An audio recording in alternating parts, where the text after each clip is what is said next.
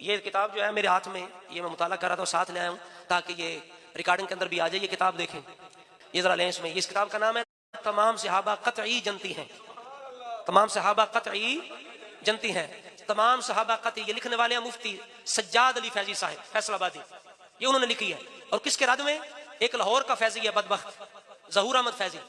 وہ اتنا بدبخت ہے کہ یاد رکھے کوئی بھی اس کی کتاب نظر آئے تو اس کے قریب نہ جائیے گا. انتہائی بدبخت آدمی ہے، نام سنیت کا استعمال کرتا ہے لیکن رافضیت کو چلا رہا ہے. بدبخت نے اس کے اندر یہ کتاب ہر سنی کے پاس ہونی چاہیے. بڑا زبردست آپریشن ہے اس کے اندر. وہ اتنا بدبخت ہے ظہور احمد فیضی کہ حضرت ابوبکر صدیق پر بھی تان کیا اس نے.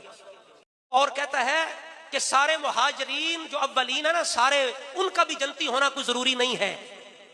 جن کو قرآن کہتا ہے اولئک هم المؤمنون حقا، یہی پکے مومن ہیں. یہ بدبخت لکھتا ہے فیضی اپنی کتابوں کے اندر، اس کے اندر رد ہے اس کا. وہ کہتا ہے تمام حضرت امیر معاویہ تو بعد کی بات ہے نا، اس نے جو سابقین اولین صحابہ ہیں، بدبخت کہتا ہے ان کا بھی قطعی جنتی ہونا کوئی ضروری نہیں ہے.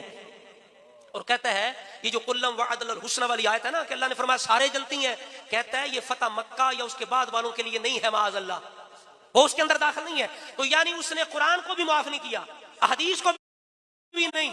اور جس نے بھی حضرت معاویہ کا دفاع کیا، چاہے وہ احمد رضا خان بریلوی ہوں، وہ امام بخاری ہوں، کہتا ہے امام بخاری بھی دھوکہ کھا گئے، وہ بھی دھوکہ کھا گئے، مغروب ہو گئے، انہوں نے بھی حضرت معاویہ کا ذکر کر دیا ہے. امام مسلم بھی دھوکہ کھا گئے، امام ترمذی بھی دھوکہ کھا گئے، معاذ اللہ. بدبخت ترین شخص ایسا ہے کہ اسے زیادہ سمجھ آئی ہے، امام بخاری کو سمجھ نہیں آئی، جس کی کتابیں جو ہے وہ بالکل زہر قاتل اہل سنت کے لیے. اور وقت جو رافضیت کا جو مرکز ہے اور امام ہے وہ ظہور فیضی ہے. یہ یاد رکھ لیں، یہ دو اس وقت رافضیت کے امام ہیں اس وقت، ایک مرزا جیل میں، دوسرا ظہور فیضی.